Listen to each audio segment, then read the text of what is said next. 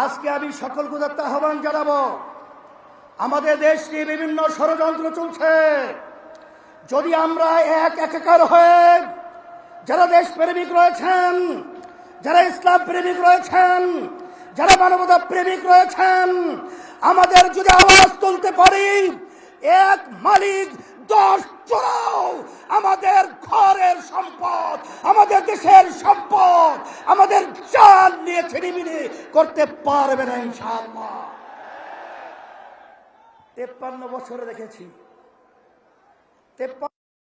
ক্ষমতার মসনদে যাওয়ার পরে ইসলামকে সর্বক্ষেত্রে জবাইয়ের প্রবলতা আমরা বাংলাদেশে আপনাদের থেকে দেখেছি। বারবার দেশের উন্নয়নের কথা বলে, বারবার মানবতার কল্যাণের কথা বলে আপনারা বারবার মানবতাকে জবাই করেছেন, দেশের উন্নয়নকে বিদেশে বেগম পাড়া তৈরি করেছেন। সেই লক্ষ্যে আমরা বলবো, এদেশ আমার, এদেশে আমি জন্মগ্রহণ করেছি, এদেশ নিয়ে যারা ছিনিমিনি করবেন, আজকে তাদেরকে মেসেজ হিসাবে বলতে চাই, আর ছিনিমিনি করার সুযোগ নেই।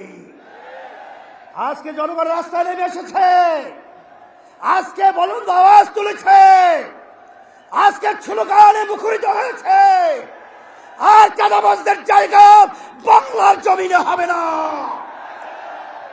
টেন্ডারবাজি, স্টেশন দখল, তারা ঠিক মতো ব্যবসা করার সুযোগ পায় না,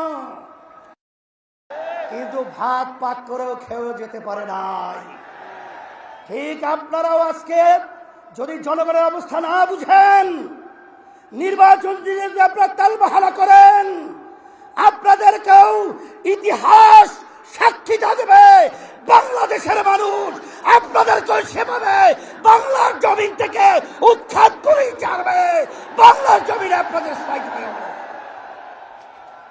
সেই হিসাবে আমি বিশেষ করে আমি সকলকে তথ্য আহ্বান জানাবো, আমি আজকে আপনাদের উপস্থিতি দেখে, আজকে নেতৃবৃন্দ যারা রয়েছে, আজকে বাংলাদেশের মানুষ দেখছে, সবাই আজকে খুশিতে বাগবাগ হয়েছে। আর আজকে আপনারা এই সমাবেশ থেকে আমাদেরকেও কাজের উদ্যোগ উদ্দীপনা বাড়ার একটা স্পৃহা তৈরি করার পরিবেশ তৈরি করেছেন। এই জন্য আপনাদের সকলকে আমরা ধন্যবাদ জানাই।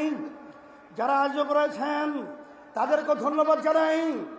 এখন ইসলামের পক্ষে, মানবতার কল্যাণের পক্ষে, দেশের কল্যাণের পক্ষে এই ফসল ঘরে উঠে আনার জন্য আমাদের বিরামহীনভাবে আমার ভাইদের কাছে, আমার মা বোনদের কাছে এক একজনের প্রয়োজন হলে 100 ভাই আমার মা বোনদেরকে দেশ প্রেমিকদের পক্ষে, ইসলাম প্রেমিকদের পক্ষে, মানবতার প্রেমিকদের পক্ষে আমরা দাওয়াত দেব, তাদেরকে নিয়ে আসবো। 53 বছর দেখেছি, বিএনপি দেখেছি, আওয়ামী লীগ দেখেছি, জাতীয় পার্টি দেখেছি, কিন্তু ইসলাম আমরা দেখি নাই।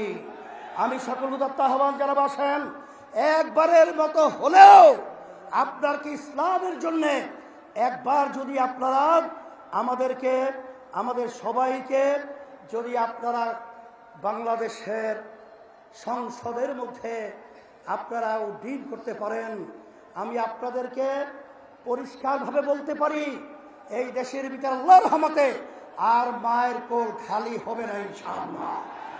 আর চাঁদাবাজি থাকবে না, আর গুন্ডা থাকবে না, আর এরকম অবিচার এই বাংলাদেশের মধ্যে থাকবে না ইনশাআল্লাহ।